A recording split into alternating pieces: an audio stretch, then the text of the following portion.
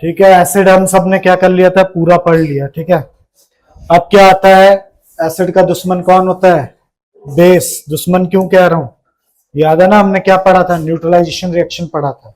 Neutralisation reaction में क्या होता था, एसिड बेस जब भी क्या करते थे, आपस में रिएक्ट करते थे तो क्या करता था, उसको इम्पैक्ट को क्या कर देता था, खत्म कर देता था। तो बेस क्या होता है, जैसे एसिड क्या होता था, याद करो, एसिड वो होता था।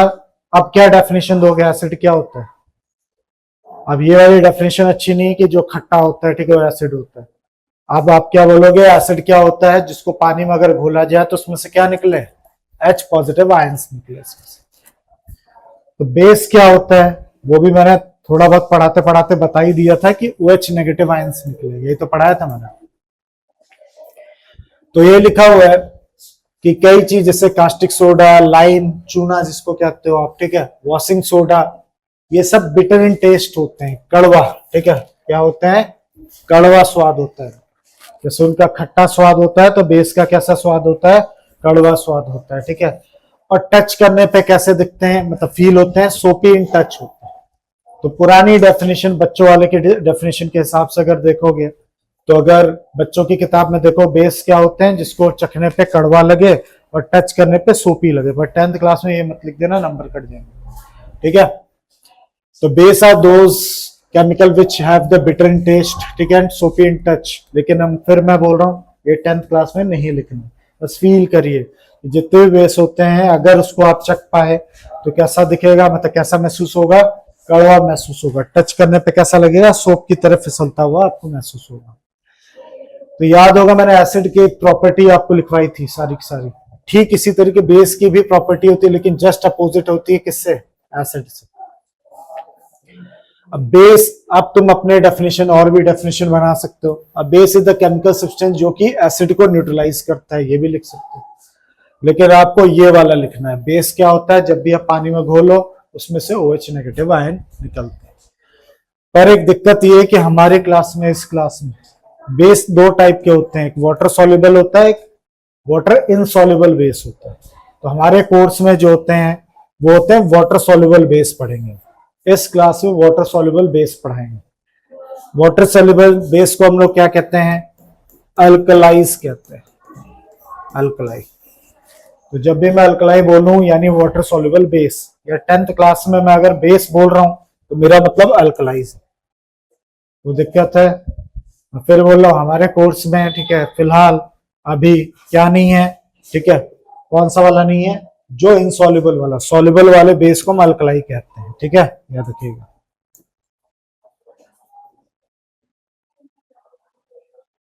तो ये लिखा हुआ base which is soluble in water, उसको हम अल्कलाई कहते हैं। ठीक है, तो इस क्लास में चाहो तो ये अंग्रेजी पढ़ लो, यही लिखा हुआ है। In this class we study only the water soluble base. इसलिए जब भी हम बेस की बात करें तो इसका मतलब वाटर सॉल्युबल बेस की बात है।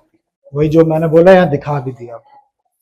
तो बस अभी के लिए बस ये नोट कर लो कि बेस का साइड में लिख लेना अल्कलाई।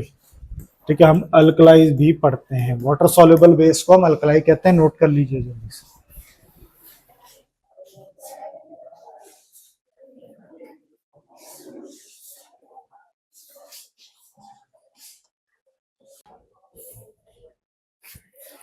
ठीक है, लिख लिया होगा। अब वही बात, अब इसमें टाइम नहीं लगेगा जितना टाइम हमें किसमें लगा था, एसिड में लगा था ना, इसमें टाइम नहीं लगेगा। क्यों नहीं लगेगा, बहुत सारी चीजें हमने ऑलरेडी पढ़ रखी है कि जब भी आप, ठीक है, जितने भी बेस होते हैं उनमें क्या कॉमन होता है, तो जितने भी एसिड थे उसमें क्या कॉमन था, H+ आयन। ठीक इसी तरीके से जितने भी बेस होते हैं, बेस पहचाना मैंने ऑलरेडी बता रखा है, वो क्या होता है, OH लगा हुआ दिखेगा। तो जैसे ही बेस को हम क्या करते हैं, पानी में घोलते हैं तो इसमें से OH नेगेटिव आयंस क्या होते हैं, प्रोड्यूस होते हैं। Na पॉजिटिव अलग हो जाएगा, OH नेगेटिव अलग होगा। इसको OH नेगेटिव का मतलब हाइड्रोक्साइड आयन, हाइड्रोक्साइड आयंस इसमें से क्या होते हैं, कॉमन होते हैं। फिर मैं रिपीट कर रहा हूं, जितने भी एसिड थे उसमें क्या कॉमन था, H पॉजिटिव आयन। जितने भी बेस होते हैं उसमें क्या कॉमन है, अगर उनको पानी मिला जाए, ऐसे नहीं जिस तरीके से एसिड अपना बिहेवियर वाटर में शो करते थे, ठीक इसी तरह बेस भी, जो हमारे क्लास का बेस है, ठीक है, वो भी किसमें शो करता है भाई, ठीक है, किसमें शो करता है, वाटर में। अगर मैं उसको वाटर में डिसॉल्व करूंगा तो क्या मिलेगा आपको, OH नेगेटिव आयंस मिलेगा। जैसे यहाँ पे देखिए पोटेशियम हाइड्रोक्साइड, इसको भी पानी में डाला तो OH नेगेटिव मिला। इसे तो मैग्नीशियम हाइड्रोक्साइड, इसको भी घोला तो क्या मिला मेरे को, ठीक है, OH नेगेटिव आयंस मिले। कुछ कहना है तो लिखना है, लिख लो, ज्यादा घुसने की जरूरत नहीं, ये लिख लेना। अपनी भाषा में जितनी शॉर्टकट लिखो उतना अच्छा।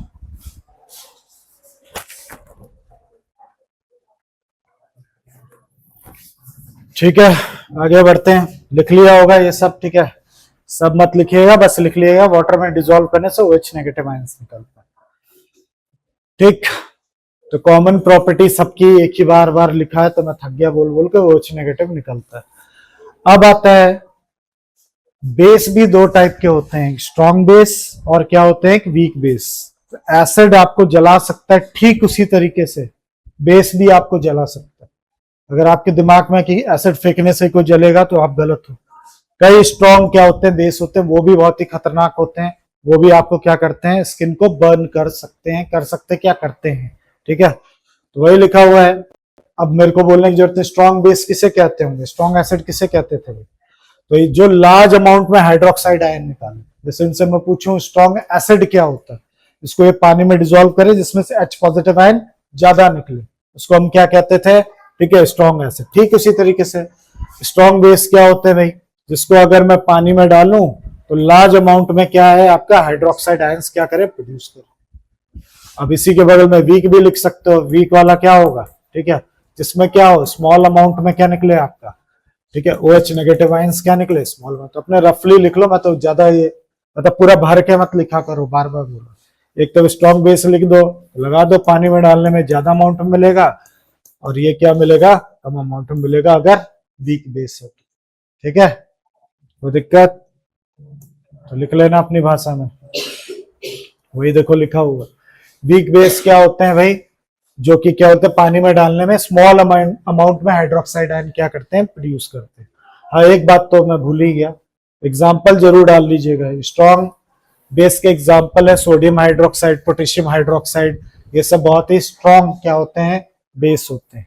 अगर इसको आपके चेहरे वहरे पे डाल दिया जाए तो ये भी आपको जला देंगे। ठीक है, याद रखिएगा। तो ये जरूर लिख लेना, स्ट्रॉन्ग बेस NaOH होता है, हाइड्रोक्साइड होता है, ठीक है, पोटेशियम हाइड्रोक्साइड होता है, और भी एग्जांपल्स हैं। क्यों होता है ऑलरेडी मैंने बताया था कि इसको पानी में डालेंगे तो ये कंप्लीटली क्या हो जाता है, आयोनाइज्ड हो जाता है, आयंस में टूट जाता है। पर बड़ी क्लास में पढ़ाएंगे कंप्लीटली कोई नहीं होता, ठीक है। उसको पानी में डालोगे थोड़ा बहुत क्या हो जाता है, टूटना बाकी रह जाता है। लेकिन अभी के लिए बोल सकते हो, ये जैसे पूछ रहे क्यों होता है, जैसे मैंने इनको बोला कि लार्ज अमाउंट में क्या होता है, वो नेगेटिव आयंस निकलता है। हो सकता है वो पूछ ले मेरे से क्यों निकलता है, तो जवाब दे देंगे क्योंकि पानी में डालने पे कंप्लीटली क्या हो जाते हैं, टूट जाते हैं, आयोनाइज्ड हो जाते हैं। लेकिन बड़ी क्लास में कंप्लीटली वर्ड नहीं होता है, ठीक है, थोड़ा बहुत रहता है। इसी तरह वीक बेस का आप लिख लेना, कोई एग्जांपल ये रहे, ठीक है, कैल्शियम हाइड्रोक्साइड, ठीक है, मैग्नीशियम हाइड्रोक्साइड, ठीक है, ये कुछ एग्जांपल जरूर लिख लीजिए आप।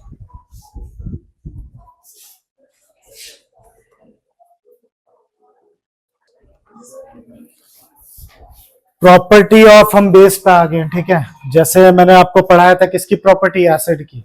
डिक्टो इसमें भी क्या, बेस की प्रॉपर्टी, जो कि बहुत जल्दी खत्म हो जाएगा, उसकी तरह नहीं है, ठीक है। तो सबसे पहले प्रॉपर्टी लिखने का मन हो तो ये लिखिएगा, बिटर इन टेस्ट होता है, तो 10th क्लास में तो ये बेकार बात है, ठीक है। सोपी इन टच होता है, ठीक है, तो इसको तो ना ही लिखो, ठीक है। रेड लिटमस पेपर को ब्लू कर लेता है, जस्ट उसका उल्टा है, ये लिखना है, लिख सकते हो, ठीक है। और ये इलेक्ट्रिसिटी कंडक्ट करता है, सबको पता है क्यों करता है। अगर इनसे पूछे क्यों करता है, तो क्योंकि OH नेगेटिव आयंस इसमें क्या होते हैं, निकलते हैं। जब आयंस होंगे तभी तो इलेक्ट्रिसिटी को क्या करते हैं, कंडक्ट करते हैं, इसीलिए एक अच्छे इलेक्ट्रोलाइट है, ठीक है। तो वही लिखा हुआ आयंस निकलता है इसकी वजह से। बेस जब भी, अब याद रखना, सम सबसे नहीं होता है, ठीक है, बेस, ठीक है, रिएक्ट सम मेटल्स, बहुत इंपॉर्टेंट। उसमें क्या था, मेटल जब भी एसिड से रिएक्ट होता था तो क्या क्या मिलता था, सॉल्ट और हाइड्रोजन गैस, ठीक है, यही था, चेक कर लेना भाई। तो डिक्टो यहां भी क्या है, ध्यान सुनना, कुछ सब नहीं, बहुत कम मेटल होते हैं जो कि क्या करते हैं, बेस से रिएक्ट करते हैं। तो अपना मंत्र लिखना तो लिख सकते हो वही वाला, बेस जब भी रिएक्ट होता है, जब भी बोल रहा हूं मैं मेटल से, तो क्या मिलता है आपको, सॉल्ट मिलता है, और क्या मिलता है, ठीक है, हाइड्रोजन गैस मिलती है। तो यहां भी वही दिखा है, ये देखिए सोडियम हाइड्रोक्साइड है, इसको जिंक से मैंने क्या किया, रिएक्ट किया, सॉल्ट मिला, हाइड्रोजन गैस मिली। अब लिखने तो सबको ये तरीका पता है ना मैं कैसे करता था। पहले मैं हाइड्रोजन लिख लूंगा यहाँ पे H2, जो भी बचा हुआ है उन सबको लिख दूंगा। H2 गया तो क्या बचा, N2 बचा, O2 बचा, और क्या बचा, Zn बचा। तो देखो Na2 ZnO2 लिख दिया। ठीक उसी तरीके से जैसे मैंने उसमें सिखाया था। कोई दिक्कत है, हटा दूं?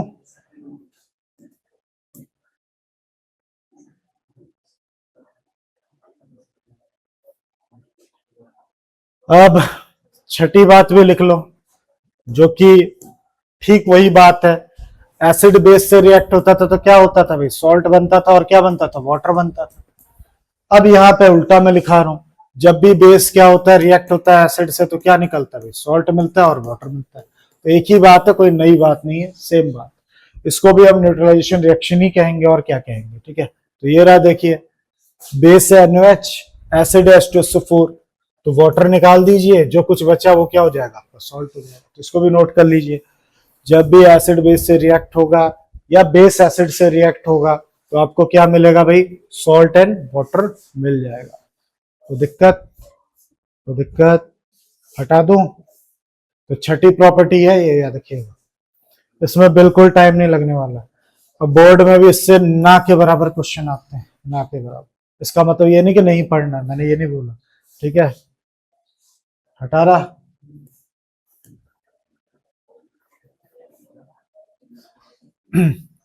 अब यहाँ कुछ अच्छी बात बताई जो आपको फील करनी चाहिए, ठीक है।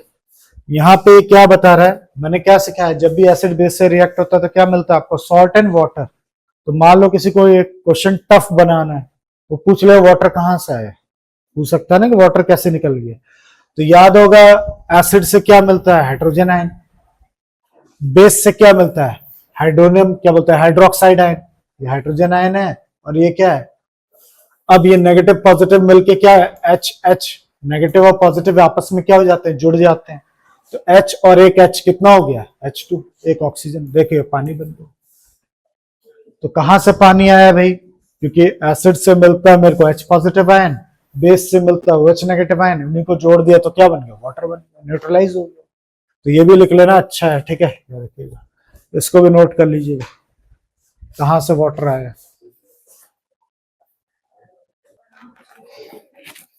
ठीक है, गुड। अब 7वें पॉइंट पे आ जाइए फटाफट। नॉन मेटल ऑक्साइड, याद है मैंने पढ़ाया था, जितने भी मेटल ऑक्साइड होते हैं वो जब किससे रिएक्ट करते हैं, ठीक है, किससे, एसिड से, तो क्या बनता था,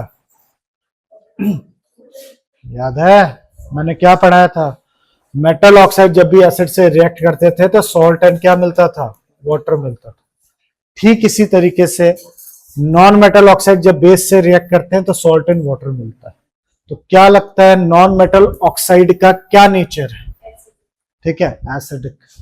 ठीक है, मैंने वहां लिखाया था आपको मेटेलिक ऑक्साइड का नेचर क्या लिखवाया था, बेस, क्योंकि बेस जब भी एसिड से रिएक्ट होता है तो ही सॉल्ट और वाटर मिलता है। ठीक इसी तरह ये बेस है तो जाहिर सी बात है इसका नेचर एसिडिक होगा, तभी जाके सॉल्ट एंड वाटर मिल रहा है। मैं फिर वही उस पहले भी बोल चुका हूं, अभी भी बोल रहा हूं, नॉन मेटल ऑक्साइड का नेचर क्या होता है, एसिडिक होता है। मैंने ये नहीं बोला वो क्या होते हैं, एसिड होते हैं। ये भी लिख लीजिए आप फटाफट, ठीक है। तो एक एग्जांपल नीचे का भी डाल लेना ये फटाफट। तो लीजिए सारी के सारी इसकी प्रॉपर्टी किसकी, बेस की खत्म होती है, इतनी, ठीक है।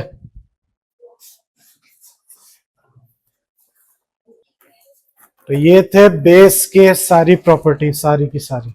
तो देख लिया ना, एसिड में जितना टाइम लगा बेस में बिल्कुल भी टाइम नहीं लगा। क्यों, क्योंकि जो उसके कॉन्सेप्ट हैं वही इसके भी कॉन्सेप्ट है, ठीक है। तो ये फटाफट हो जाता है।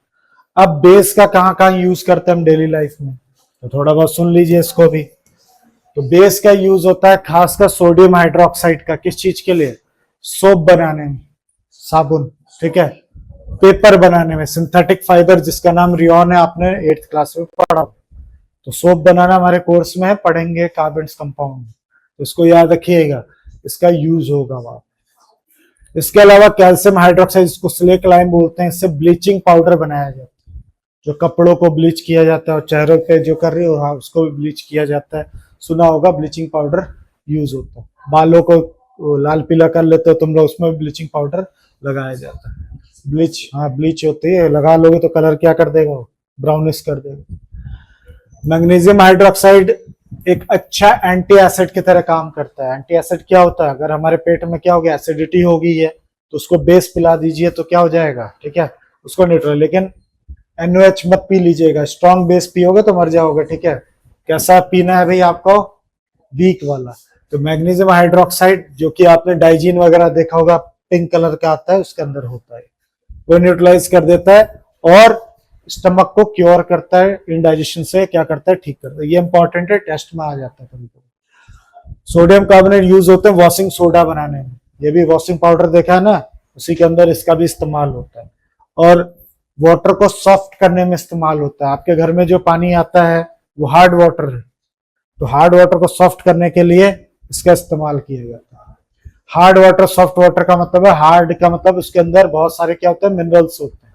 ये भी कुछ दिन पहले पढ़ रहे थे कि बॉयलर के अंदर जम जाता है व्हाइट व्हाइट सा, ठीक है, रॉड के ऊपर जम जाता है, तो कहाँ से आता है वो, पानी के अंदर क्या होते हैं, कार्बोनेट्स वगैरह होते हैं उससे। तो आप सबके, हम सबके घर में जो पानी आता है वो हार्ड वाटर होता है। और साबुन या डिटर्जेंट किस में अच्छा काम करता है, ठीक है, खासकर साबुन सॉफ्ट वाटर में। अब ये साबुन अगर क्या हार्ड वाटर में, कभी सोचा आप लोगों ने, साबुन वो वाला नहाने वाले साबुन से कपड़े क्यों नहीं धोते हो आप लोग, धोते हो क्या, हाँ, महकने होता है, क्या दिक्कत है भाई, अच्छा खुशबू होता है। क्योंकि आपके नहाने वाले साबुन, ठीक है, हार्ड वाटर में काम नहीं करते हैं, याद रखिएगा। उसी के लिए बना है डिटर्जेंट, जो आपने देखा वो नीले वाले आते हैं, उसमें सुपर पावर हो, हार्ड वाटर सॉफ्ट वाटर दोनों में काम करता है, ठीक है। अगर उससे करोगे तो तुम्हारे कपड़ों पे कर्डी लेयर आ जाएगी, ठीक है, चिपचिपासी की लेयर आ जाएगी। तो ठीक से इसको आगे कभी कार्बन्स कंपाउंड चैप्टर में पढ़े क्या, हाँ बिल्कुल। तो कुछ समय तक के लिए हम, वही मैं भी चाह रहा था पूछो, वो साबुन जो लगाते कुछ समय तक लगा के छोड़ते, फिर वो नहल के क्या हो जाता है, निकल जाता है, ठीक है, इस वजह से। और उससे नहाओगे, कपड़े धोने वाले से मत नहा लेना, उससे फिर इचिंग शुरू हो जाएगी। अच्छा साफ तो करेगा बढ़िया एकदम, ठीक है, लेकिन आपके रैसेस पड़ जाएंगे, ठीक है, और आपको खुजली होने लगेगी। हाँ, ज्यादा खतरनाक मतलब अच्छा सफाई करता है कौन, डिटर्जेंट, ठीक है, हाँ आप बोल सकते हैं।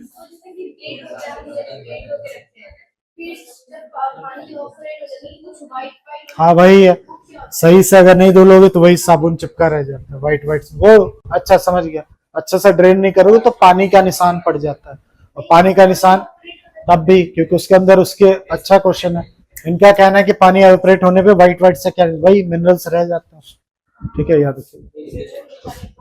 हाइड्रोजन, ठीक है, सोडियम हाइड्रोजन कार्बोनेट, ये भी इंपॉर्टेंट है, ठीक है, ये पर अभी नहीं लिखेंगे हम, ठीक है, इसके आगे अभी अगला टॉपिक ही है सॉल्ट का, एसिड बेस सॉल्ट हमारा चैप्टर का नाम, तो ये अभी लिखने की जरूरत नहीं, वो सब वहां पे यूज हो जाएगा, अपने आप आ जाएगा।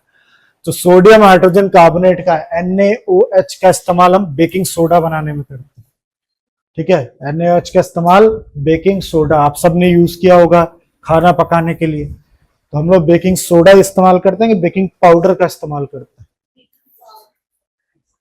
ठीक है। दोनों में क्या फर्क है, कभी सोचा है,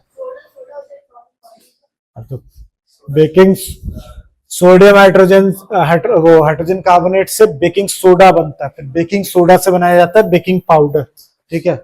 अब बेकिंग पाउडर हम खाते हैं, अगर इंडाइजेशन वगैरह हो गया तो उसमें इस्तेमाल कर सकते हो।